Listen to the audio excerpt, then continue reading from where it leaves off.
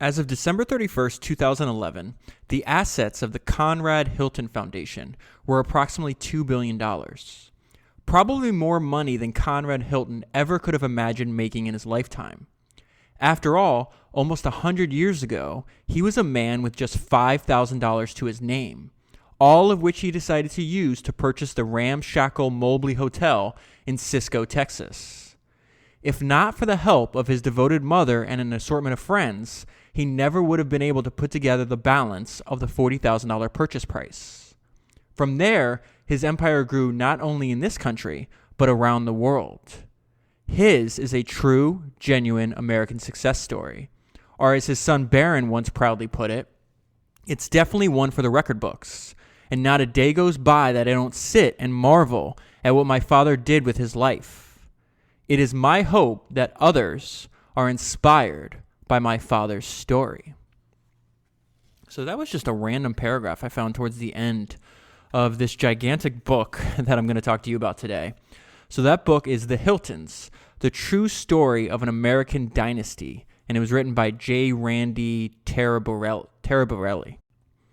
And just two quick things before I jump back into the book. One, don't forget to sign up for the Misfit feed. Every other podcast I do is available exclusively for Misfits. To sign up, all you have to do is tap the link that's in the show notes on your podcast player, and within like 15 or 20 seconds, you have access to that feed. And of course, like every other podcast I do, both the free ones and the ones for Misfits, none of them have ads in it. Second, if you want access to yet another private podcast feed, this one all you have to do is leave a review. If you leave a review, screenshot it and send it to me at foundersreviews@gmail.com. I'll reply back to your email with the private podcast feed. And if you're listening on a like Overcast, all you have to do for that is tap the star, which is how you recommend individual episodes on Overcast. It turns gold. Take a screenshot of that, send it to me.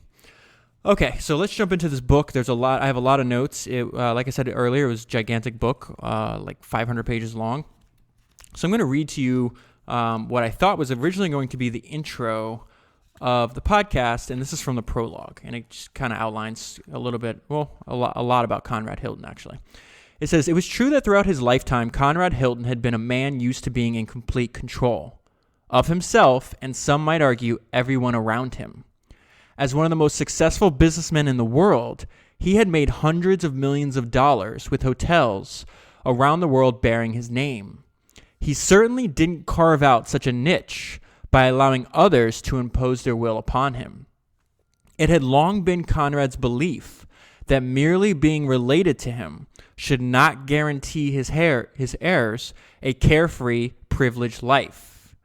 He had made his money in what he called the good old-fashioned way, meaning he had earned it. A product of the Great Depression, he wanted his relatives to inherit his work ethic, not his money."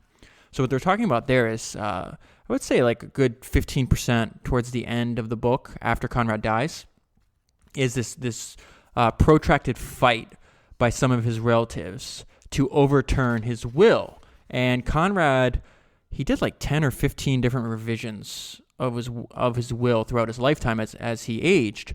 And in every single one, he would allocate basically less than 1% of his assets to his family members or even people that worked for him or whatever the case was. So at the time he died, he had somewhere around what today would be a net worth around $10 billion, maybe a little less, but an astounding amount of money at the time.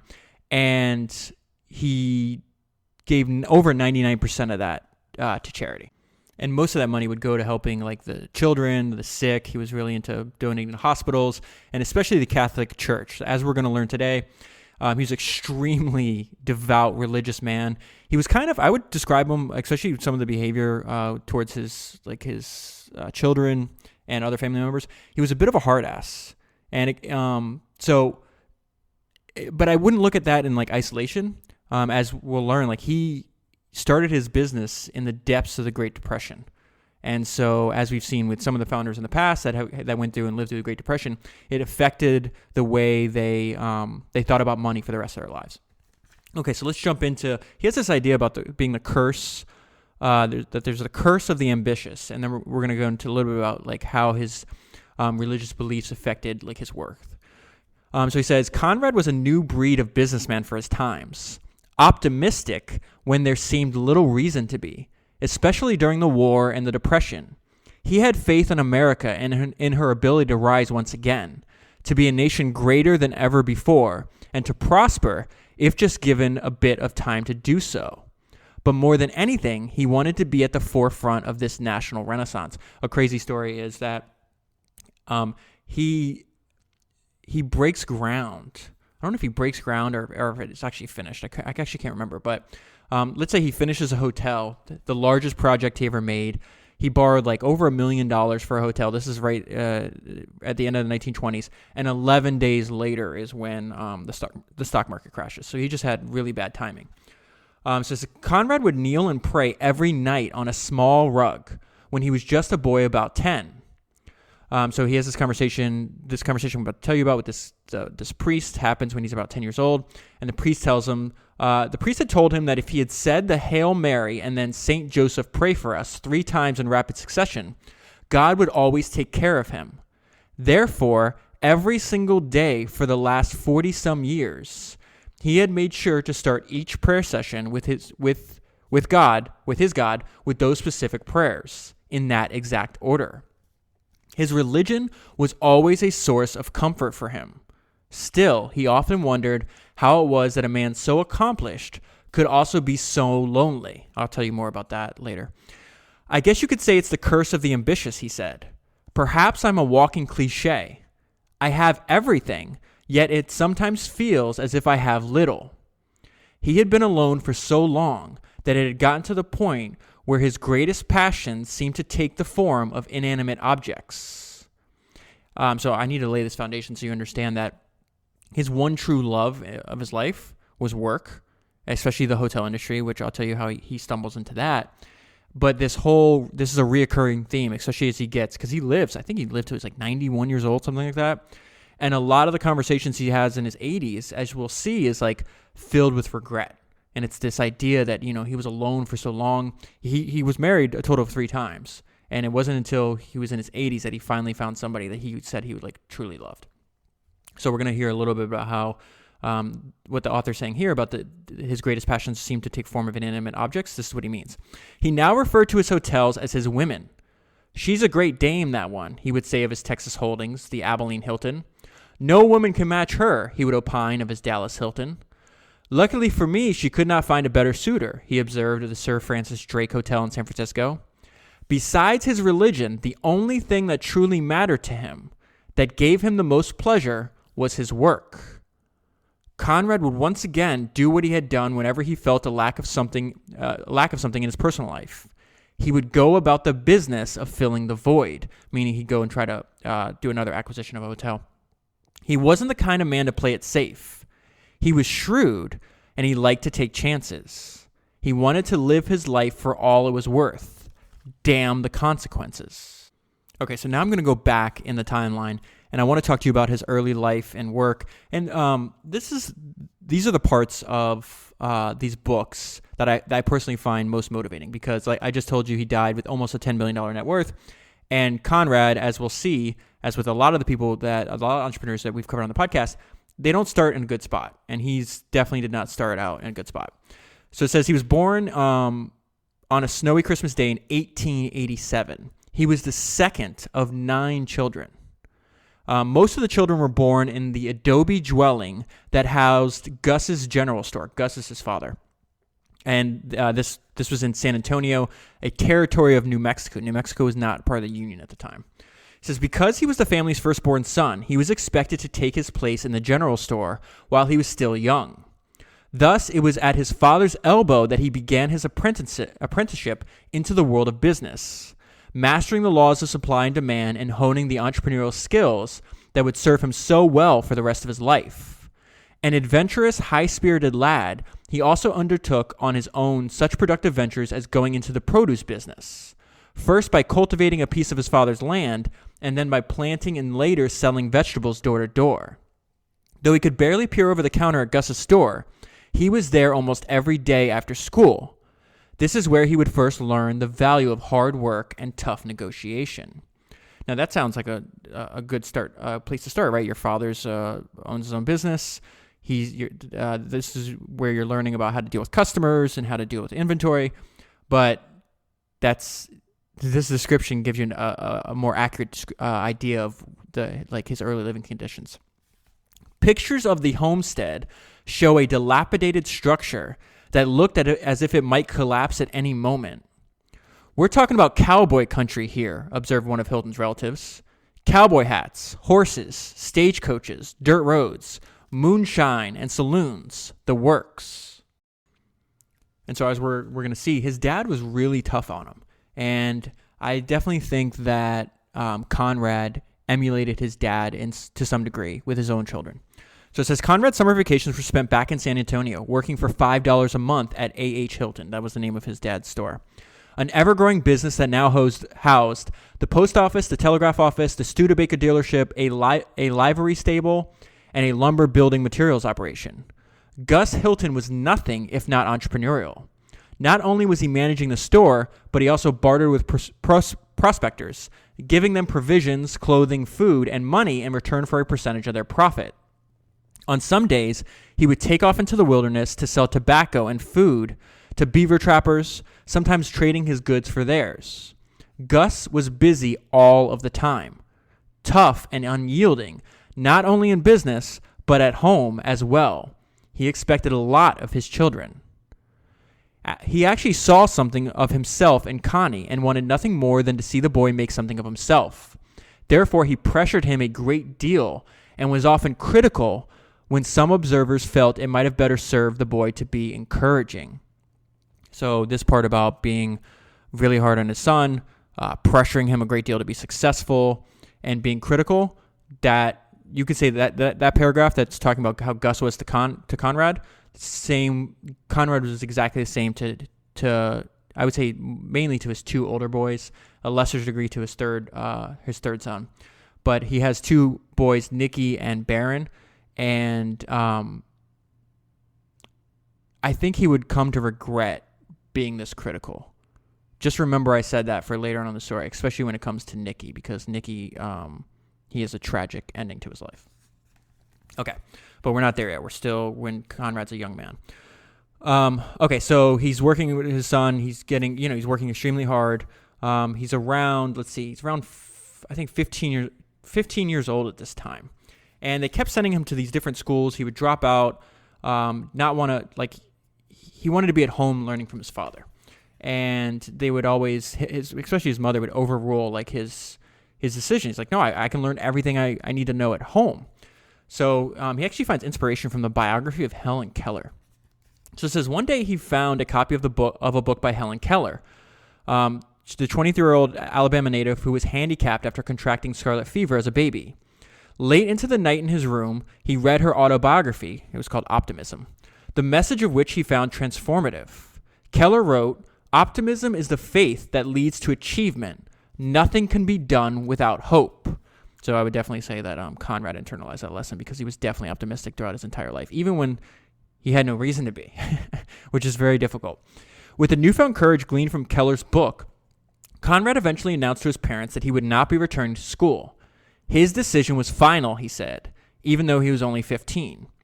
Gus responded without appearing to show the slightest sign of annoyance. All right, he decided. I guess you'll be worth $25 a month on a full-time basis. So now he's just, instead of making $5, now he's making $25 because he's working full-time. I believe now, looking back, that my parents took note of my conviction, and this encouraged them to change their minds. Okay, so this is interesting, though. So I just gave you a description of all the different ventures that Gus was into. And I read that, I'm like, damn, that's like... Wouldn't it be better if you just focused on one or two things? I mean, preferably one. And it turns out it might have been a better strategy for old Gus. So this is how the first ever Hilton hotel comes by one, necessity, and two, accident. And then I'm going to get into the first few careers that Conrad had, because it wasn't until he's in his 30s that he actually discovered what was going to be his life's work, which was hotel. To become a hotelier, I guess is what they call it. Okay. In 1907, the financial panic that came without warning hit the country and all but wiped out Gus Hilton's finances. Gathering his family about him, Gus spelled out the dire situation and asked for suggestions. Casting his eyes upon the floor, 19-year-old Conrad, after a few moments of silence, looked up, broke into a smile, and announced, "We should open a hotel. Let's take 5 or 6 of our 10 rooms of the house that they lived in and make a hotel. This place needs a hotel." So what would happen is, Gus had 9 children. Every time a child was born, he would build an addition to the house to house the extra Hilton child.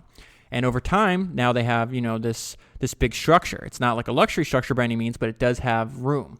And in the area they're in, there's a lot of prospectors, what they call them wildcatters, which is basically people looking to strike it rich with oil.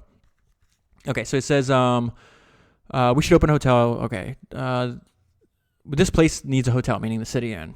Conrad further suggested that while his father ran the hotel, his mother and sisters could handle the kitchen duty, and he, meaning Conrad, would be responsible for baggage. He further speculated that $2.50 a day for each bed would be a reasonable amount to charge guests.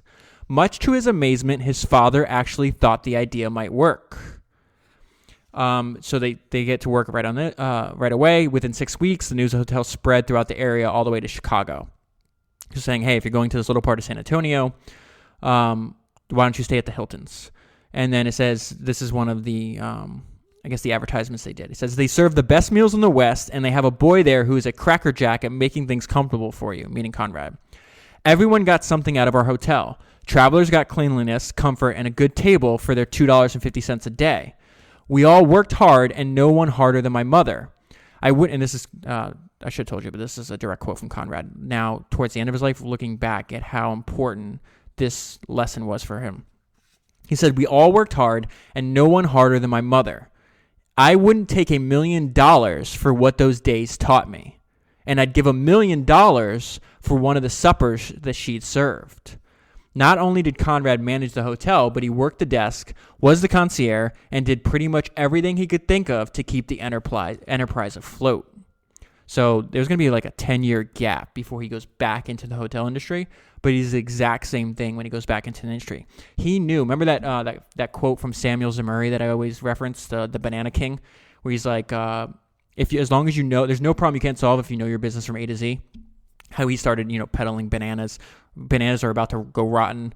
That's how he got to start. Then he literally went into every single section of from owning the land that the bananas were produced on, to cultivating the bananas, to owning the ships that they were on, to owning the just every single, like the entire like vertically integrated corporation that he would need to actually eventually become the largest producer of bananas in the world. But anyways, to a certain degree, Conrad emulated that in the sense that at the beginning of his career, he was not shy about, he would be the maid, he would check you in, he would take care of your bags, he would do everything. So later on in his life, he knew exactly, like he was able to systematize like what an actual, like a way to make like I would say like a structure for hospitality. To the degree where like he does a deal that he comes to regret later on in his life, where he sells off the rights to the Hilton brand overseas, so in like Asia and Europe and whatever the case is, and the companies that had signed up and were doing joint ventures with him at that time canceled because they're like, no, we want to do business with Conrad Hilton because we believe in his management structure on how to manage hotels, which he of course slowly learned over 4 decades. And he's like, now you're turning over the management of the hotels to these other people. We don't want to do business with them. We want to do business with you. So anyways, he's doing everything he could to keep the enterprise afloat. With the family solvent, thanks to Conrad's bright ideas, he enrolled at the New Mexico School of Mines in nearby Socorro, some little tiny town. So he didn't really like school, but what he learned there proved invaluable as he excelled at higher mathematics, providing the best possible mental muscles necessary, now a direct quote from Conrad, for whatever career he would choose. So he sucked at school, but he really liked numbers. And again, this is something he carries with the rest of his life. Every day he would read and analyze, even when he had, I think tens of thousands of hotel rooms. He would read the profit and loss statements, the daily profit and loss statements of every single hotel every day. He did this his entire life until the point where his eyesight was going bad. I think he was in like his 70s or 80s this time. So he'd have to have somebody else read like the P&Ls to him. But he was obsessed with numbers. Okay, it says in 1911, when he was 24, the territory of New Mexico was admitted to the Union. Again, I have to repeat, like he did not know he was going to be a hotelier until he stumbles into it by accident. So he's like, okay, well, we're going to go into the United States. So this is actually shocked me. He says, Conrad entered the political arena. He was swiftly elected to a seat in the lower house of the new state's first legislature. He doesn't last long there. He says he found working as a lawmaker slow and dull. So he only serves one term there.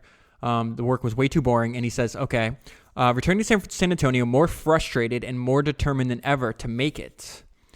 He reasoned that since there was no bank in his small hometown, he would become a banker. This is something he wanted to do for a long time. With about $30,000, $3,000 of his own, and the rest scrounged up from friends and investors, Conrad opened the New Mexico State Bank of San Antonio in September 1913. He was just 26. So the reason I brought up the fact, first, it was surprising to me that he was a lawmaker, the youngest ever for the state of New Mexico. But he met a lot of people in those 2 years that he was a lawmaker, to the point where now he was well known in society, and he was able to, people like kind of trusted him, even though he was really young. I mean, think about being 26 years old today and trying to start a bank. Like it just sounds a little crazy, right? However, he was able to raise capital, but his dad had warned him previously. He's like, this town is way too small for a bank. It's going to fail. That's exactly what happens. So customers failed to materialize, and by year's end, the bank would close its doors. Another failure. Would his father always be right? Conrad wondered. Restless for new challenges, in 1916, this is another weird twist of events here, Conrad, at 29 years old, took on the management of a musical group formed by his violin-playing sister, Eva, and two of her female friends, calling themselves the Hilton Trio. Conrad was certain that people would flock to see the trio. There's more of his optimism. Unfortunately, that didn't happen. Despite his best efforts, his first entrance into show business was a colossal failure. And I would just want to, before I move on from there, same situation. Not only was he their manager, but he was their agent and he was their roadie as well. So he did not shy away from doing hard work, and he preferred to do everything himself. Okay, so then right around this time, that was in 1916, and the World War I's going on. So in 1917, he's actually drafted into the Army. And because he has experience working in Gus's dry goods store, he's sent to France. And he's running, basically, they call it the Quartermaster Corps. So he's not in like on the front lines, but it's like basically managing all the supplies that the soldiers need. And he uses like this time as a learning experience. So it says, being in France gave Conrad a whole new worldview and expanded his scope of experience outside of his humble beginnings. This is a direct quote from him. Before I had been a big frog in a small pond. Now in Paris, I realized I was just a tadpole in a big ocean. So while he was sent away, I think he's 19. No, how old is he now? Almost 30. Yeah, he's almost 30. He receives devastating news. He received a shocking telegram from his mother telling him that his father had died and asking him to come home. He was shattered that he was unable to pay his last respects to the often critical father he still loved very much and respected deeply. So what happened is actually his father owned the town's first automobile. It was actually a Ford model. And he was killed on New Year's Day when he was the vehicle failed to negotiate a turn in the road. And it was actually the town they lived in, their first death by car accident. It says, although Conrad knew full well that his father would have wanted him to take over the family business, he realized that San Antonio's boom days were over. If he were to make it big, it wouldn't be here. So now we got to the part of him finally finding his life's work. So it says, ironically, the automotive technology, and it does it by accident, as we're going to see here in a minute. Ironically, the automotive technology that had claimed the life of Conrad Hilton's father would be the impetus that would propel Conrad to his next venture, the oil fields of Texas. He wouldn't be a wildcatter, though. Instead, he would exploit the booming support apparatus that was springing up around the oil industry. So he wanted to sell pickaxes, basically. using that metaphor that's widely known. It says, with $5,000, his entire life savings pinned to the inside of his coat, Conrad Hilton, now 32, soon after struck out for Texas. So I jumped ahead a little bit there. So his father undoubtedly wanted him to take over his business, but his mom, who was also a very strong and iron-willed woman, told him, no, that this town is not big enough for you. And she says, the quote from her that he remembers later on in his life, she tells him, you'll have to find your own frontier, Connie. Everybody called him Connie, by the way. And so this is the mindset that Conrad had at 32 because he's still hell-bent on being successful, even though everything he's done up until this point was a failure. I dreamed, schemed of nothing but how to get a toehold in the amazing pageant that was Texas. So he winds up finding a bank. He does a deal. He's like, okay, I want to buy. Remember, he still wants to be a banker, right? And he agrees in principle to a deal, and then the person that owns the bank changes his mind. So now he's really down because he's just like, this sucks. They agreed on a price, and then the guy's like, no, I'm not going to do it anymore. So frustrated and bitterly disappointed, Conrad retreated to a nearby hotel called the Mobley to ponder his next move. The Mobley was a 2-story red brick down in the dumps operation, catering to the roughnecks who worked in the oil fields. And they're not joking. I went and looked up what it looked like. Yeah. Very humble beginnings to the Hilton empire. When I first saw it, he would recall, it looked like a convenient place to sleep, nothing more. Despite its dilapidated condition, Conrad was astonished to find that the place was fully occupied, with a waiting list of customers attracted to its low room cost. Remember last week we talked about Mark Andreessen's idea that the most important indicator, or the most important thing that's correlated with success in business, it's not the product, it's not the founder, it's the market, in his opinion. And he's saying, like, when you have a market that is growing, like, somebody's going to satisfy that market. It has to be satisfied, so it might as well be you. The Mobley is, kind of a down in the dumps, crappy little 2-story building. But the owner at the time had nothing but demand because he's in a good market, right? So it says, Conrad was astonished to find the place was fully occupied with a waiting list of customers attracted to the low room cost. They already not only that, he had 3 separate customer segments here. He said people that would rent it by the hour, the day, and then like longer, like weeks or months. It says, though the Mobley had the appearance of a flop house, that was the word I was looking for. It's a flop house. Conrad still saw great promise in it. He became even more enthused about the 40-room facility than he had been about the possibility of striking it rich in the oil industry. Therefore, when he learned that the Mobley's proprietor wanted to sell it and enter the oil fields himself, Conrad made an offer of $40,000. That's the $40,000 that I referenced at the opening of the podcast. His second foray into the hotel business, would be the decision of a lifetime for young Conrad. He seemed to know it too. When the deal was completed, he sent his mother a telegram. Frontier found. Water deep down here. Launched first ship in Cisco. So he definitely had like this southern, not only a southern accent, but a southern like vocabulary. Even when he was living in LA and he owned a bunch of some of the most famous hotels in New York, he routinely appeared with like a cowboy hat on. It's kind of funny. There was one thing Conrad Hilton knew for sure was important: the careful utilization. This is so important, super important, about his dedication to efficiency and not waste. And it's weird that you see these corporations nowadays, they do the opposite. They overindulge themselves when they're successful. It says, there was one thing Conrad Hilton knew for sure was important: the careful utilization of space. To that end, he ripped out the lobby and sectioned it off into bedrooms. He then reduced the size of the front desk by half and added a retail shop. Removing 3 chairs and a sofa from another section of the lobby, he installed a newsstand. As we'll see, he survived the Great Depression, for God's sake. And he would never claim bankruptcy. I heard a recording of his voice. He's saying that like he felt that 80% of the hotels in America went bankrupt during the Great Depression. And he felt that him claiming bankruptcy would be admitting quitting, and he refused to quit.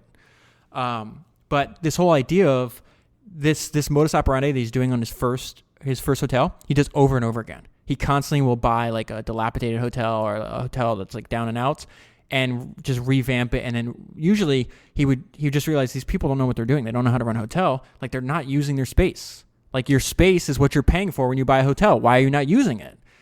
So again, like something that's obvious in hindsight, but for some reason, so many people running the businesses didn't see it. It was with the Mobley that Hilton began to understand that a staff of contented employees usually resulted in a thriving business.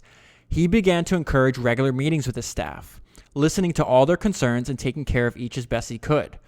Caring about his employees and viewing them as people with families and lives of their own rather than merely his charges would become an integral way of doing business for Conrad, and in years to come would account for much of his success as a hotelier. This is very similar to what we talked about last week with Henry Kaiser. He's like, listen, we're in the construction business. This is hard labor, like in some of the most unforgiving climates in the world, and it's so expensive for us to train all these employees to do the job the way we want them done. If we don't invest in them, then our turnover is going to be higher, and that means that we're going to have to pay more money in training. Like, why don't we just take care of the employees that we have? You're seeing the same exact thing here for Conrad. He soon outlined for his employees his personal guidelines for success, and then asked that they adhere to them. His code could easily apply today, almost 100 years later, more than 100 years later now, as one for better living. As he put it at the time, direct quote from him, find your own particular talent, be big, be honest, live with enthusiasm. Don't let your possessions possess you.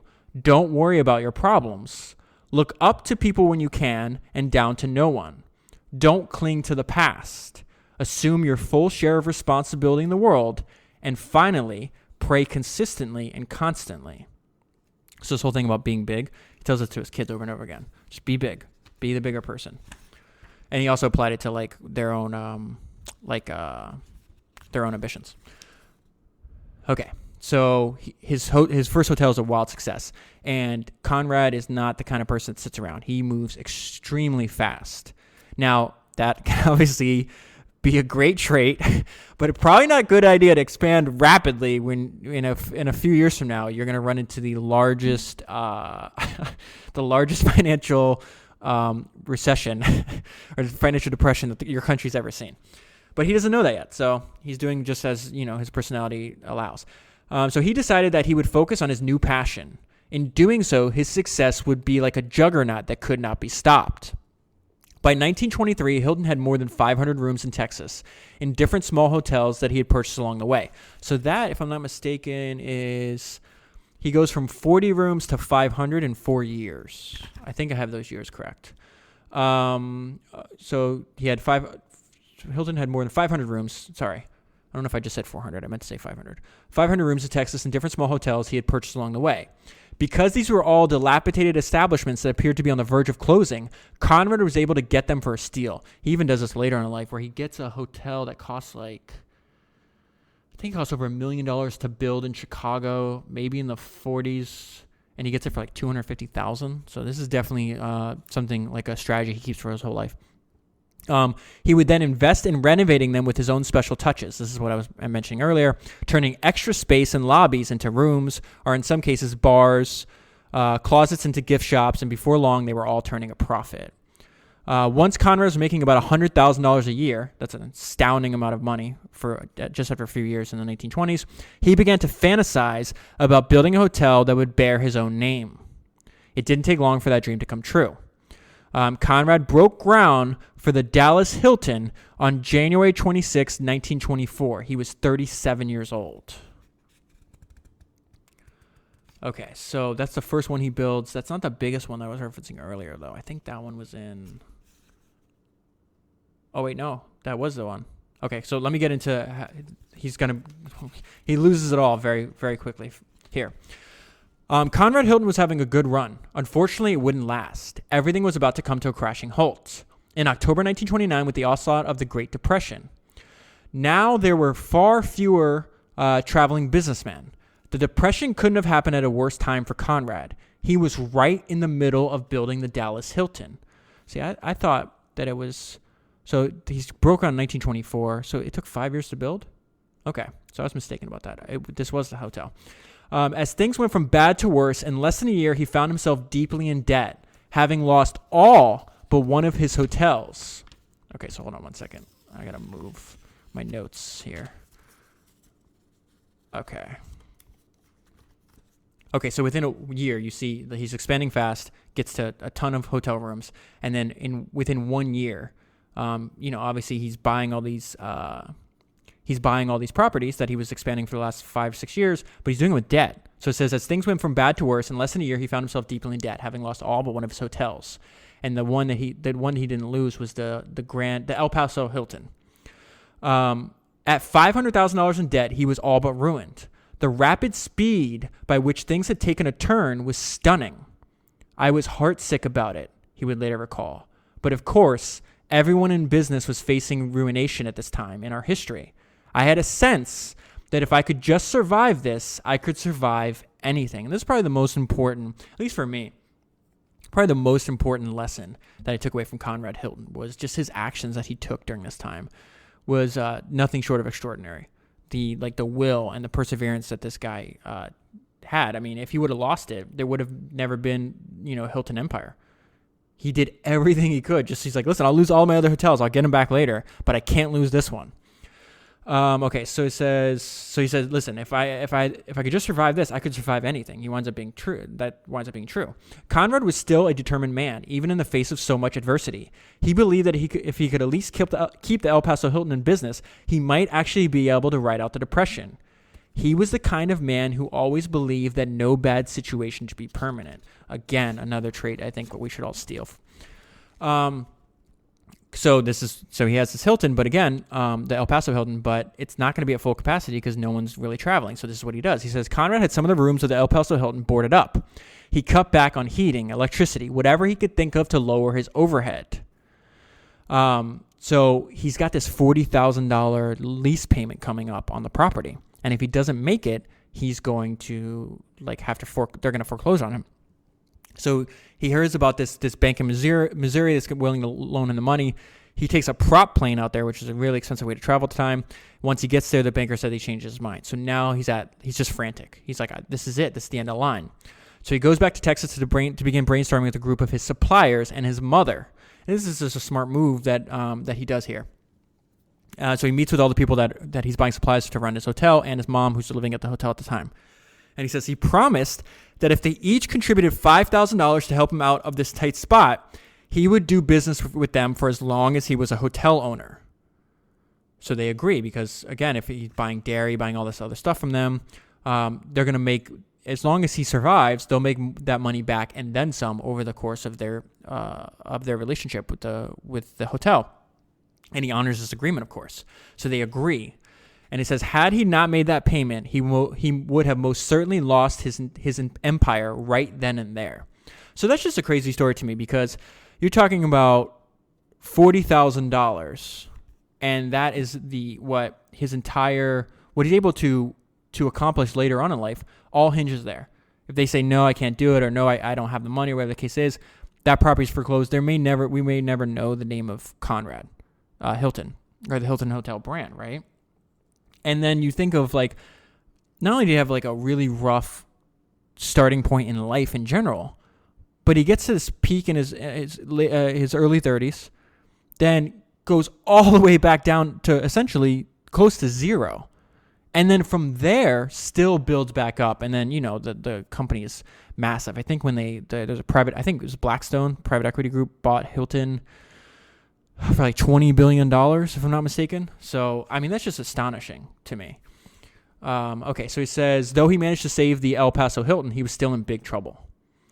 So not only does he owe the money on the lease, but he owes suppliers. And so in this example, he gets taken to court.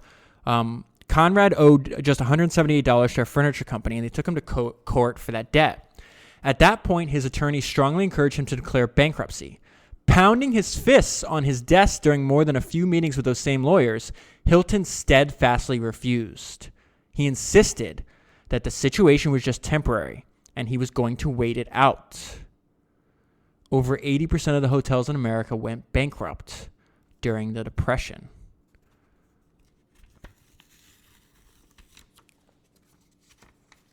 All of the creditors, if they wanted to, could have called in their notes and totally wiped him out. But many of them realized that he was doing the best he could under horrible circumstances. They had faith in him, and plus he was a good barterer like his dad. For instance, there was a dairy supplier in El Paso whose bill was due, and Conrad said, "Look, if you just extend me more credit as long as I'm operating a hotel here, I'll buy all my dairy products from you." And he did for many years. He never forgot. So he survives the Great Depression. America got back on her feet, and as she did, Hilton's small empire also began to recover. Because he had so stubbornly refused to default on his many bills, he found his reputation greatly enhanced among creditors and future backers. They all wanted to sell to Conrad Hilton because he was the one who didn't declare bankruptcy. This was partly how he was able to acquire so many hotels in the future. So this theme keeps popping up in these books that, it's so important not to quit because future opportunities compound. And if you give up now in year 1 or in year 2 or year 5, you don't know what those opportunities in year 20 look like. We saw this last week again with Henry Kaiser when he was having a hard time. Basically, wasn't able to, wasn't really making a profit, but he kept paying his employees, kept them loyal to him while he had that paving company up in Vancouver. And that paving company, the work that the paving company did over a series of years, I think it was 12 or 13 years, opened up for an opportunity to be a subcontractor building roads in Cuba, which that one contract gave his company way more money than the 13 years of being a paver did. So again, he wouldn't have reached that huge opportunity that happened in year 13. It might be year 12. I don't remember the exact one, but you get the point. That he wouldn't have had that giant opportunity in year 13 if he didn't understand playing for the long term and doing the right thing in year 4 and 5. The same thing is happening to Conrad, because if he would have claimed bankruptcy, his creditors wouldn't have got $1, or they would have got greatly reduced amount of money. And again, those opportunities compound in the future where he's able to get these let's see, the Sir Francis Drake in San Francisco he gets for $275,000, and I think he has to assume some of the debt, but it was it cost $4.1 million to build. So you keep collecting properties like this, where not only do they make income, but you're paying 1/10 of the price it costs to build them, or 1/20 or whatever the number is. That's how you accumulate wealth over a long period of time. So it's kind of how Conrad did it, at least. Okay, so now where are we at? Okay, so he's older, wiser, and more cautious. Now we're in the 1940s. Okay, so on December 7th, 1941, the Japanese attacked Pearl Harbor. On December 28th, Conrad went to New York at the behest of his friend Arnold Kirkaby, a good friend who was the founder of the Kirkaby hotel chain. He says, I've got this bug in my ear about the Hotel Pierre, he told Conrad. What do you think about going into a little joint venture? Ordinarily, Conrad would not have been able to resist at least closely examining the possibility of acquiring another hotel. But at this particular time, he thought it best to be prudent. Now, why is he saying that? Because America was just attacked. Clearly, there's going to be a war going on. So he says, with the country at war and the battleground now extending to America's own shores, no one knew quite what to expect. At the least, he suspected that vacation travel would decline. Conrad agreed to do an inspection of the Fifth Avenue Hotel in order to gauge the possibility. And the reason he's doing this is because this is a goal of his that he harbored for many, many years. Making it big in New York was still a major goal of his. All of his success somehow seemed insignificant to him when he thought of the valuable real estate in New York and how much he wanted a piece of that action. Conrad could talk to almost anybody about almost anything. And this is a little bit about his personality. I've switched gears here. Though he counted his friends many distinguished and important heads of state and governments, one of the great paradoxes of his personality was that he was fundamentally quite shy. I think he had friends for different purposes. He'd have a friend to play golf with, a friend to ride horses with, a friend to do various things with, play cards, that sort of thing. But he didn't have a lot of close friends. He was, to a large extent, a private man. He was listen, everybody that we talk about, everybody in the world's weird if you get close enough, right? And especially these eccentrics that we study. They're not going to write a book about you if you're entirely normal. But he was very bizarre, where for, I would say, 40 years of his life, he lived alone. He was wealthy by that time, so he had servants, maids, stuff like that. But even when he gets married for a second time at 55 years old. I think he's 55, and then he gets married again when he's 80. So he's married for 3 or 4 years when he's 55. They get divorced. That's Zsa Gabor, who I guess is like, according to the author, like one of like the Kim Kardashian of her day, where she was just famous for being famous. She didn't really have, like, she was just well known for being well known. But anyways, like, even when she moves in with him, he refuses to share a room with her, and like she's forbid to go in his room. Like, he was just extremely private, weird dude. And then I think he winds up sharing a bedroom later on in life because he gets married. I think he's married for like 3 or 4 years right before he dies. So, but this whole idea that he's a large extent a private man, that's an understatement.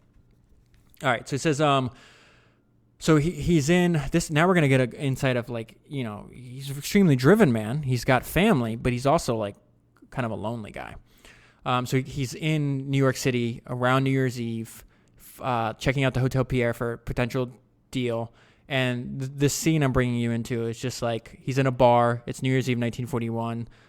And he's depressed. And he says, because he was alone in a room full of happy strangers, this one somehow felt even more discouraging than the others. While he had previously done a lot with his life, all around him it was glaringly obvious that others had somehow done what he hadn't. They had forged genuine relationships with spouses and partners with whom they were now happily sharing their lives. Maybe none of them had his money, but they seemed to have much more. When he put his life under heavy scrutiny, he didn't like what he saw. If only he had been at home with his sons, perhaps he would have felt better about these things. So again, this is a paradox of people.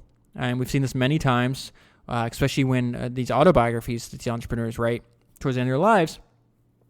The reason I bring this up is because, like, not only do we want to learn about like entrepreneurship on this podcast, but we want to learn about life, because entrepreneurship is just a segment, a sub, like a small part, an important part. Don't get me wrong, of your overall life, and it's just, I think, like, it's helpful for me to bring to my own attention that no matter what kind of success you can have in business, that, like, you have to have a well-rounded life to achieve, like, satisfaction. I'm not going to use the word happiness because I think happiness is temporary, but just looking back at your life when you're 70, 80 years old, hopefully you live to much longer than that, but like, I'm satisfied. I like the decisions I made. I'm not going to live with regrets. And, I definitely feel after reading this book that Conrad had those regrets up until the time he meets his final wife. But, I think they got married when he was, let me just say 87. He dies at 91. I'm sure he wanted that love of his life for a much larger point of his life. At least he did find it, though. But there's several parts of this book where, Conrad is extremely upset at himself for for not taking the time to develop relationships and realizing that, yeah, he literally had the largest hotel company in the world, and he's depressed. So we're humans. We need more than just success. And I guess I bring that up because I think a lot of people think, oh, they're rich, or, oh, they're successful. Like, what do they have to complain about? But we see that's not true. I mean, the two examples that just came to mind right now while I was sitting here thinking about that passage is, look at the people who had tons of success in the world that killed themselves. The two that come to mind right now is Kate Spade, founder of Kate Spade, and Anthony Bourdain. And it's hard to find two more successful people, more loved people. And yet, because of, like, internal struggles, like, they chose to, to end their own lives. So I don't know. It's just important to bring that up because I think that some people might see these books as like we're idolizing these people, and we're not. We're learning from them, and we're learning the good things, and we're also learning, in a lot of cases, like, what not to do. So I think if Conrad was alive today, and he could talk to you directly, he would say, hey, listen, I screwed this up. Invest. Find, like, the love of your life. He had kids. He had a strong relationship with them, but, he severely missed a large part of what it is to be human. All right, so now the book's going to go a little bit back in timeline because we're going to talk about, like, the Great Depression's effect on not only his business but his marriage. And this is something, because he was married, this is something he was very, tormented him throughout his whole life. It says, before the end of the 1920s, he was well ahead of his goal of acquiring at least one hotel a year. So now we're going to list off, I'm just going to list off, instead of telling you where they're at, I'm just going to tell you how many rooms he buys. So 100 rooms cost $400,000. 100 rooms costing another 100 rooms costing $400,000, 40 rooms costing $900,000, 200 rooms costing $800,000. This is all the acquisitions before the Great Depression. And then he's got not only is like the Great Depression about to happen, but his best friend dies. So the family tragedy struck when Conrad's younger brother was struck down with tuberculosis meningitis. His death rocked the family, and Conrad had lost his best friend. So there were tough times. He's trying to save all the hotels. So as a result of that, he began spending a great deal of time away from home. He was trying to come up with imaginative ways to remain solvent. At one point, matters became so dire that he considered borrowing against his life insurance policy. Of course you must do it, Mary advised him. Mary's his first wife. And the mother of his first 3 children. Mary advised him, this bad spell will not last forever, echoing his own philosophy. And when it's over, you'll come out on the other side bigger and better than ever. He borrowed against the policy and used that money to stay afloat. Soon the money he had borrowed against the policy ran out, and Hilton was right back to where he had started from, trying desperately to save his empire. Every day was an uphill climb. It wore him down. Don't you dare give up, his mother told him. Some men jump out windows. Some quit. Some go to church. Some pray. So pray harder, Connie. Meanwhile, as things continued to go from bad to worse, Conrad's wife became more restless. She now claimed that Conrad was distant and inattentive. Making matters even more complex, though, Conrad had just opened a new hotel, and he couldn't afford his own home. So he gives up his house. Therefore, he moved his family into a suite in a new El Paso Hilton. Mary wasn't happy about any of it. None of it made sense to her, and as far as she was concerned, it suggested that Conrad was more devoted to the solvency of his hotel empire than he was to her and the security of their family. So they have 2 sons at this time, and they're all living in the hotel. And so now we're going to see what Mary is talking about, because we're going to get some notes from his own diary. And this is, of course, going to lead to divorce. So this is, rather sad. Conrad's wife was like 15 years younger than him at the time. She felt she wasn't getting attention, and she starts having an affair with like a football coach. And even after that, Connie didn't want a divorce because he was strict Catholic, and you're not allowed to divorce. So says Connie wasn't a quitter. He tried, and in all fairness, so did Mary. Then, much to everyone's amazement, Mary ended up pregnant in October 32. 9 months later, little Eric was born. However, in Conrad's diary, he seems oddly indifferent toward the event. Mary expecting a baby, he noted simply. He is just as unsentimental as in his entry on July 1st, 1933. Eric Michael Hilton, born at St. Paul's at 10 a.m., then immediately thereafter, must get something solid to show Greenwood. I know I can straighten that hotel out if only I get the chance. No time to stop off and see Mary or the baby. Called everyone I could think of as a substitute banker. My time's running out. That was a really fascinating part of the book to me, being able to see what he's writing to himself in his own diary in arguably the worst time of his life. And so later on in life, Conrad has a 4th daughter by Zsa Zsa Gabor.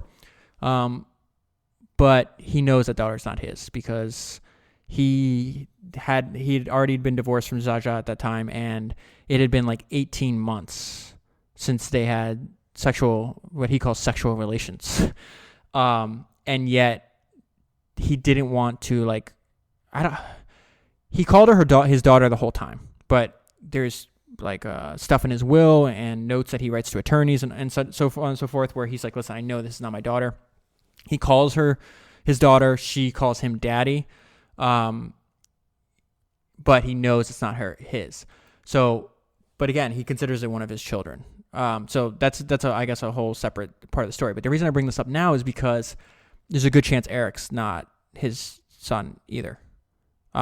He never says anything like he does about Francesca, explicitly saying, hey, no, this is not mine. But his wife's having an affair. He's not, they're about to get divorced. He's never home, and she winds up pregnant. So, a lot of people, suspected that it's not his kid, but he never said anything about it. And he took care of him, and Eric winds up working in his company too. And the guy, Mac, divorces Conrad, marries Mac, and Mac dies from a heart attack at like 47. So at that time, Eric, I think, is a teenager, and so he spends a lot of time with, I shouldn't say a lot of time. Conrad kind of looks at it after him with his own son. And you know what's weird too? Like after they get divorced, Conrad gets custody of his two older sons, Nicky, the firstborn, and Baron, the second, but then lets Eric live with Mac and Mary. That kind of insinuates that he kind of knows. But anyways, Mary had enough. She announced that if Conrad didn't file for divorce, she would have to do it. For his marriage to end in divorce proved a torturous proposition for a man who, by his own admission, started every single day on his knees in church. He would make no mention of the possibility of Mary's indiscretion anywhere in his memoir, choosing instead to keep his and her dignity intact. So that's another thing. He was a very formal person. So even if he didn't want to, he was rather famous at the time, he's not going to have a custody fight. There was no really way to test paternity, according to the book. I haven't looked into the accuracy of those claims, but I think Francesca was born in the 40s. So he just kind of accepted it. So this is the end result of his divorce. Conrad Hilton was never quite the same after the divorce. He was a proud man whose ego had been crushed by the dissolution of his marriage. So not only was a proud person individually, but he's also knew that, in the eyes of God, he was a disappointment. Okay, so here's a little bit on his personality and then advice on business decision-making from Conrad. If someone were to have told him that he couldn't purchase a luxury hotel in which he was emotionally invested, he would become all the more determined to make that property his own. It was just the way he trafficked in the world. People thought a lot of things about him, none of which were opinions that mattered much to him. He had always lived his life on his own terms, which I think is extremely important. Throughout his lifetime, Conrad had often stated that his secret weapon in business was his close spiritual relationship to his God. He had made each of his major hotel decisions only after a great deal of prayerful deliberation. He fervently believed he would be guided in the right direction if he simply asked for such guidance. It's not enough to just pray, he once observed. You have to be able to listen. Call it intuition or call it gut instinct. Call it what you will, but I recognize that little voice we all have in our heads as being the answer to our prayers. You have to be willing to listen and then make decisions based on what the voice is telling you. A major problem, as I see it anyway, he continued, is that many of us have not worked to cultivate that certain inner voice. We make snap decisions. Many of us don't even think. We just react to situations at hand. I have found that this isn't the way. So I think that's a hugely important idea. And I like how he says, listen, I call it God. I call it prayer. You might call it meditation. You might call it instinct, whatever it is. Just that inner voice. That's what I call it. You know what it is that you should be doing. You know. You might lie to yourself and make excuses for why you can't do it or why it hasn't happened yet. But you know what it is. And I think no one's going to be truly satisfied when they get to their, let's take a step back here, right? One of the best ideas from the Everything Store, for the book on Jeff Bezos, is that idea, that framework he uses to make decisions, which I think is hugely valuable. And he calls it in typical geeky terms, the regret minimization framework. And so when to give you some context, in case you haven't heard me talk about this, even though I've brought it up all the time because I think it's an important idea, is, he's in his 20s, he's hugely successful working at a quantitative hedge fund in Manhattan, has a wife, has a beautiful apartment in the Upper West Side, making a ton of money, and then he's like, I'm going to quit because the internet I've never seen anything that grows that fast. I forgot what the percentage was, but year over year at that time was let's say 20,000%, whatever the number. It was just some crazy number like that. And how he arrived at the decision and he made it, he's like, listen, I just knew that if I'm sitting on my deathbed in my 80s or 90s and I'm looking back, I would regret not taking part and playing a part in the age of the internet. On the other side, I knew for a fact that when you're 80 or 90 and you're reflecting back in your life, you're not going to be like, oh, I wish I stayed another year or 6 months to get that bonus. That's just not things that you would even contemplate. So I like that idea of filtering your decisions through the future you that's towards the end of your life making that decision. Like, what would he think or she think of the decision I'm about to make now? And a lot of that comes from knowing yourself. Like, what is really important to you? You know, like the idea, everybody told Jeff, like, you're going to quit. Like, you're wildly successful. You're working for this really smart, eccentric billionaire. The world, like, you have all these opportunities knocking your door. You're relatively young, and you're going to quit to sell books on the internet? And now we obviously see how that played out. But even if it didn't play out, let's say Amazon just stayed a successful bookstore on the internet, and it didn't expand to what it is now, obviously making him one of the richest people in the world. He still wouldn't, I don't think he still would have regretted just staying and working for somebody else instead of going out and just trying to work in an industry that he felt extremely passionate about. So the inner voice, what Conrad's saying here is like, listen, it's just not, we're making snap decisions. Many of us don't even think. We just react to situations in hand. I found that this is not the way. So not only like take your time to think, but listen to the results of the computation that your brain is making.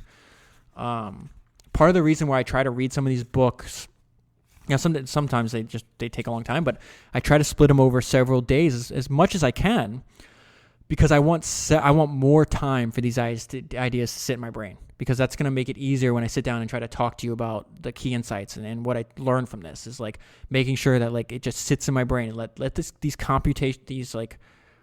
cycles of computation happen. Let me go have several times of sleep. Let it really get in there, so I'm able to, you know, hopefully to make this as valuable as possible for you. I love Conrad's idea of practice. I just started reading. I might make it. It's a weird book that I'm going to bring up, but I might make it like a reviewer only episode or something like that, or maybe a bonus episode for Misfits. I don't know what I'm going to do with that yet, but it's Kobe Bryant's book Mamba Mentality. Because I think the way he was like dedicated to the practice aspect of his craft, physical training aspect of his craft, all the stuff that was not the actual games, and the level of dedication that he put into that, I think that can make you successful in any domain. It just happened he chose basketball, but you could choose a company, you could choose whatever it is that you want to do. But I particularly like the idea that Conrad looked at things like practice. So now skipping ahead, when Hilton acquired the 1,012-room Roosevelt Hotel in the spring of 1943 and announced the purchase to a close friend, his friend was only able to muster one word. Why? Because it's a fine hotel, and because I've got to practice, responded Conrad. Practice for what? For the Waldorf, Conrad said. I'm not quite ready for that one yet. Long before the term multitasking became part of our lexicon, it epitomized Hilton's octopus-like juggling act, keeping several projects going at the same time. So he fantasized about owning the Waldorf. He wouldn't use the word fantasize. He'd say he dreamed. He talked about a lot to his sons about the importance of dreaming, having dreams, and then going about and trying to realize those dreams. But Waldorf Astoria, he felt, was the finest hotel in the world, and I think it took him like 2 decades till he finally owned it. But I like this idea. It's like, I'm going to buy this because it's a big luxury hotel. It's not the best in the world, but it's one of the best in the world, and it's going to serve as practice for when I actually achieve my dreams. I don't know. I find that to be fascinating that he used that term. Okay. So this is Conrad's philosophy on money, which I find really interesting. And he's married to Zsa Zsa Gabor at the time. She's like 30 years younger than him. He said this was one of the dumbest things he ever did in his life. But he said Conrad fully understood that Zsa Zsa enjoyed spending money, and he certainly had a lot of it to spend. The question for him wasn't whether or not he could afford to subsidize her extravagant taste. It was whether or not it made sense to him. He quickly realized that Zsa Zsa didn't understand the value of money. He had worked hard for his wealth, and he continued to work for it. What did she do to earn a living? Nothing, really. The question of finances would always be an issue in Conrad's relationship with others, especially with family members. To him, it was a simple black and white matter. He had earned his money fair and square, and he wasn't giving it away to anyone, giving away to anyone, even to family members. Some would say that he was incredibly cheap. In his own mind, however, this wasn't the case. Proof of his generous nature, he would often To prove his generous nature, he would offer up the names of the many charities to which he regularly donated. Would a cheap man be so philanthropic? He had few limits when it came to giving money to charities, especially to Catholic aid organizations. However, when it came to his family members, as well as friends, he believed that they, all of them, should demonstrate a work ethic similar to his own, earn their own way, and not expect to benefit from his own station in life. Moreover, he felt it wasn't even fair. This is such an interesting concept. And I think he might be, when I originally read the book, I was like, God, this guy's being kind of like a dick for no reason. But it's not like that to me. I think I was being unfair. Like it was an unfair characterization of him. Because like one example, like his daughter, like she didn't want to live with her mother, she's having problems, and she's like, can I please live here? And even though she was like 24 at the time, he's living in this like 20,000 square foot house. Like, and he tells her no because there's no room in it. It's not that there wasn't room. It's like he felt it was like her own responsibility to provide her shelter for herself, you know. And the reason I say it's probably unfair is because he believed. Well, let me just read this. Moreover, he felt it wasn't even fair to give them money. His financing of their lives would, he felt, be detrimental to them in the long run, eroding any motivation they might have to achieve wealth on their own, and also diminish their appreciation for the value of the dollar. So he uses this word over and over again, not in his book, but in other other research I was doing about him. He called it like the destruction. Like when rich people give their kids a lot of money, he says it destroys them. So in the book case, he's saying like it's destroying their work ethic, but he's saying no, it destroys them as people. Makes them turn to drugs and alcohol and all the other, he was even though he drank, but he, rather religious, pious kind of person. So he definitely thought, after finishing the book, I kind of understood, his thoughts. And, some people say, hey, you gave 1% of your assets, to your family and the people that served you for a long time. And some people might think that's a little unfair, but, he did give 99% to people that actually needed it, and people trying to heal sick kids, people that were ill, stuff like that. So I don't know. He was a very complicated man, I guess is my point. Okay, so fueling his philosophy of money, no doubt, was that Conrad had survived the Great Depression. He knew what it was like to lose everything and work hard to get it all back. So this is a little bit more about his personality, which I found fascinating. He's still married to Jaja at the time, and she was really young. She was like a kid when they met, basically. And he was a grown man, 30 years her senior. He tried to put her on a budget. She didn't know what to do. She was a gold digger. Let's just call it what it is. She was married 9 times. She only married rich people and divorced them for money. But she says, this is Conrad. He says, "Glamour I found is expensive," he later recalled. And Jaja was glamour raised to the last degree. Another issue was raised for Conrad was that he viewed. This is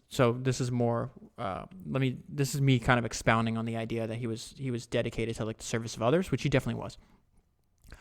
It says another issue that was raised for Conrad was that he viewed Jaja as inherently self-involved.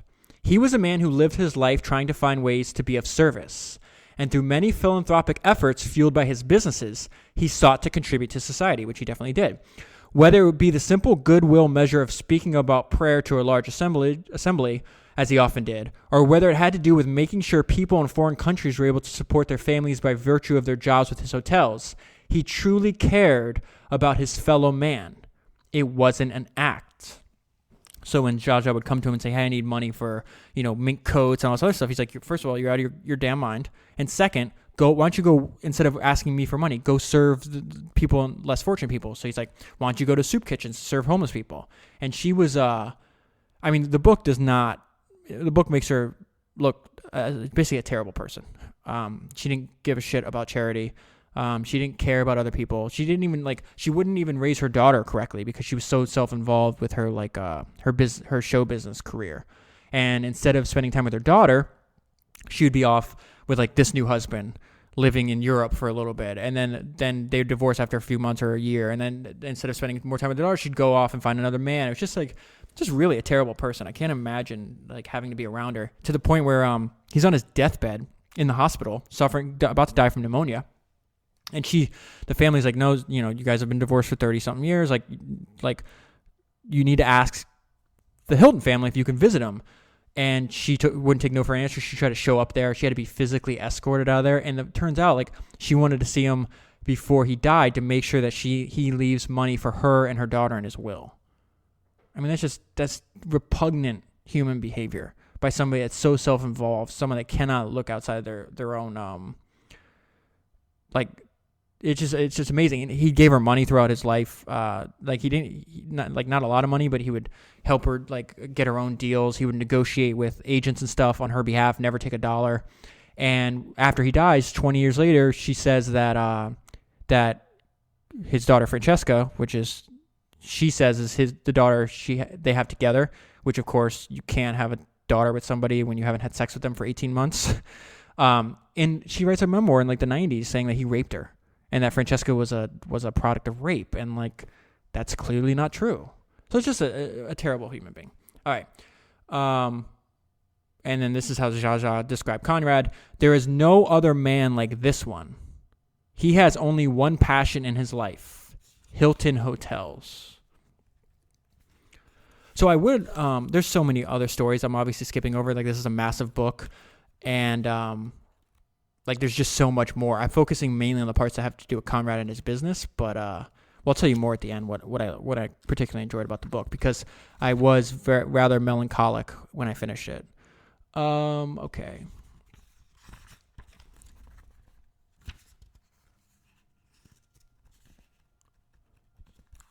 Okay, so this is the important to have friends around you to increase your ambition, a good strategy, and a great quote.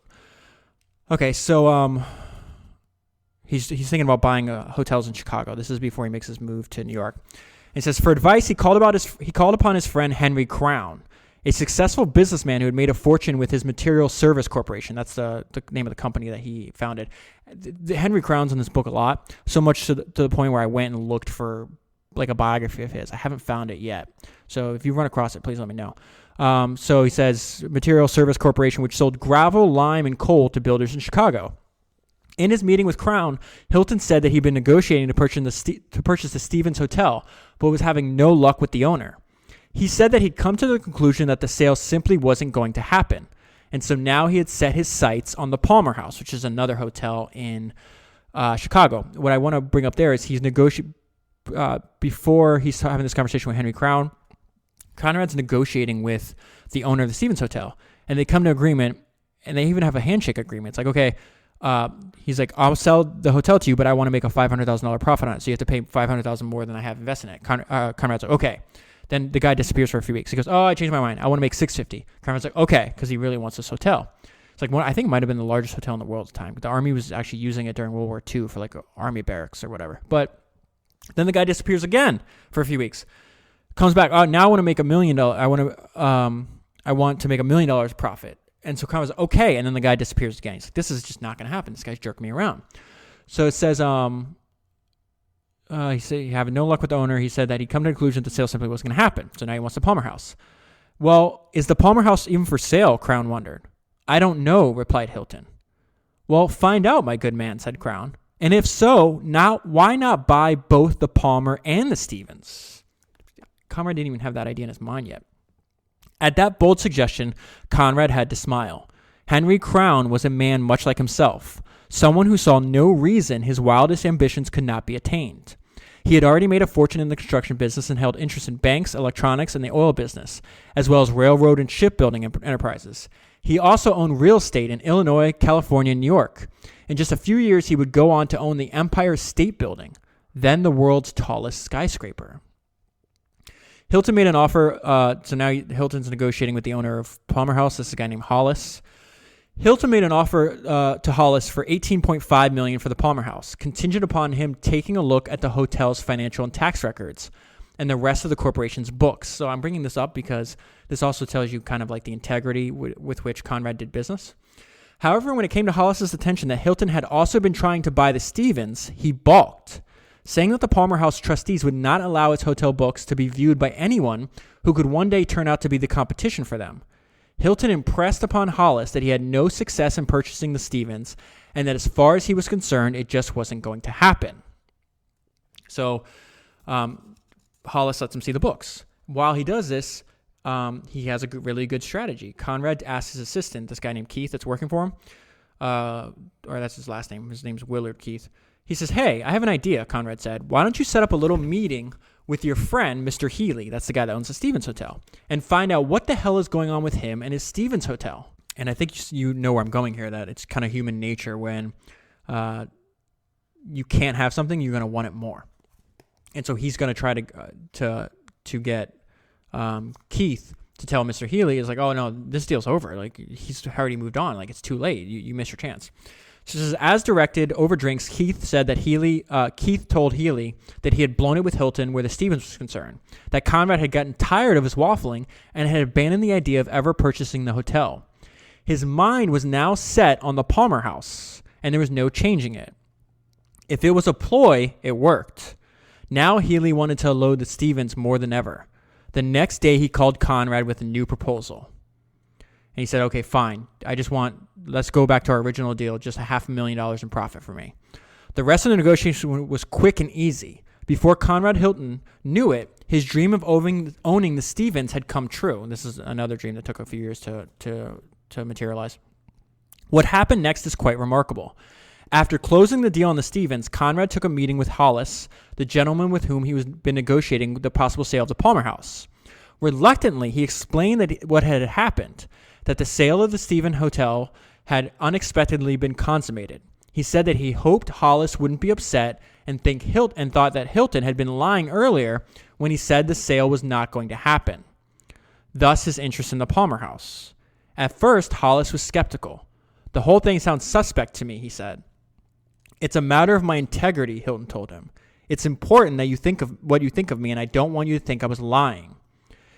Hollis said he might actually still be interested in selling the Palmer House, but considering all that had happened, he now felt he deserved a better price for it.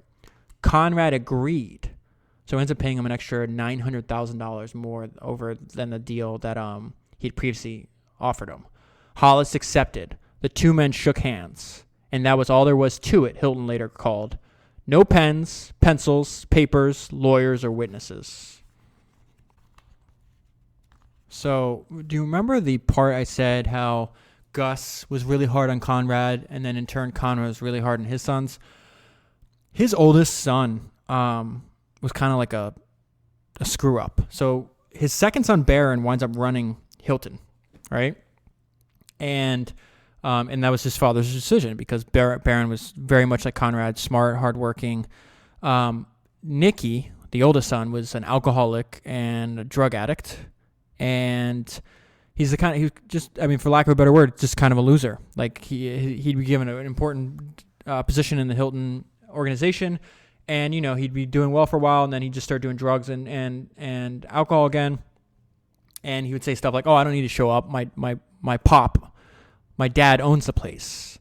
Where Barron, had a work ethic similar to Conrad's, where he's in the office 6 days a week, and Conrad was really hard on Nicky to the point where, the division that Nicky was running was actually sold to TWA, the airline, and Nicky felt he didn't have anything. He's kind of embarrassed publicly. So, anyways, he winds up trying to kill himself. He slits his wrists, and a few months later, they say he dies from a heart attack. But pretty clearly that he had an overdose, whether it was of drugs. This thing called Seconal, which I guess is the same thing Marilyn Monroe was addicted to. But it looks like he killed himself, whether it was accidental or not. And he left behind a wife and a 6 and 7-year-old son. So it's extremely sad. The book, the author, this guy, J. Randy Taraborrelli, he's actually a really good storyteller because the main character is obviously the patriarch of the family, is Conrad. But you get to, as you read the book, you get to know all of the Hilton family tree. And it was a giant family. Conrad had 4 kids that he claimed, 18 grandkids. Even after like there would be divorces in the family, the ex-wives and everybody would still get together. So there's this gigantic family, and I guess I bring that up is because like if you're gonna read the book, like you're gonna learn a lot about Conrad's business, but you're gonna learn more about life. And there's just some unbelievably sad, like you see the whole scope because we see what life was like for Conrad's parents before he was born. Then his entire 91 years of his life. Then you see what happens after. There's like another probably like 100 pages after he dies, maybe less like 50 or 75, something like that. And you just see like what happens to all the characters in the story. So not only like the reason I say that the author did a fantastic job and why I'd recommend you read the book is because like you have emotional attachments. There was many times where I just had like tears in my eyes reading this book. Like the scenery, the writing was so vivid where you have like Conrad as I think he was, I don't know, let's say 7 years old when Nicky died.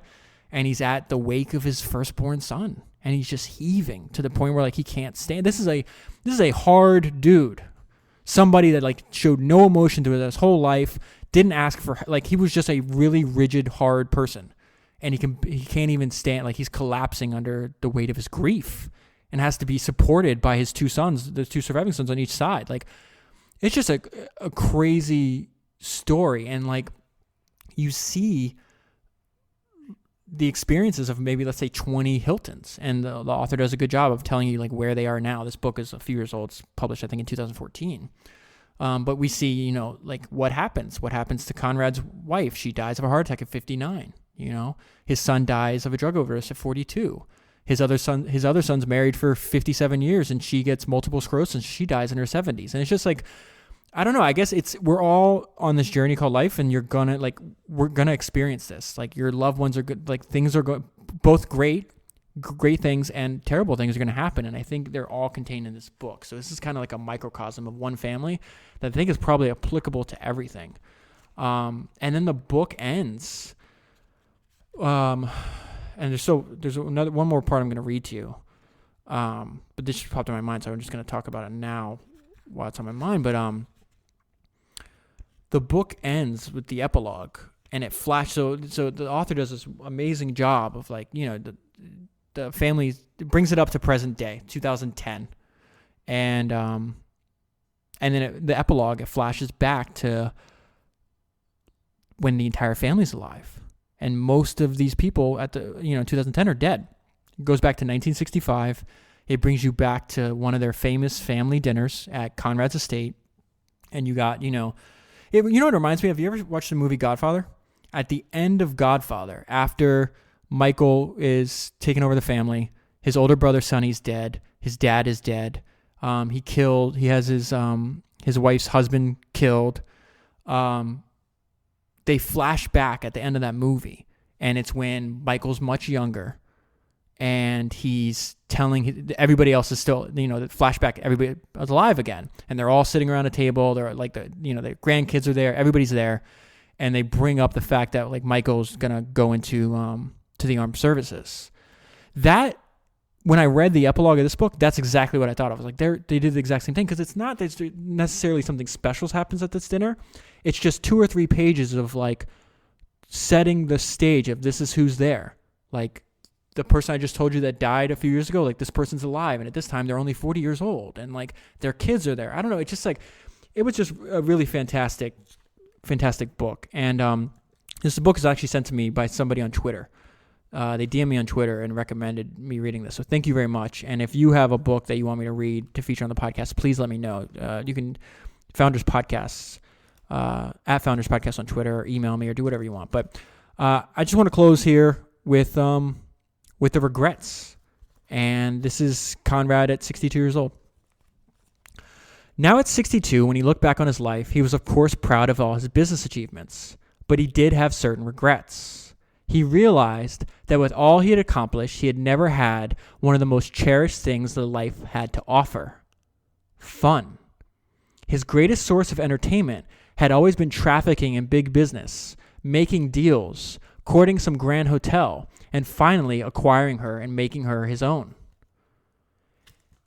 If I had had just a little of whatever it is Nicky had that made his life such a good time for him, Conrad told his attorney, Myron, I think maybe I would have been happier. When Myron commented that Conrad didn't seem to be particularly unhappy, he shrugged his shoulders and said, well, it's too late now to worry about it, but I have to confess, I do wish I'd had more fun.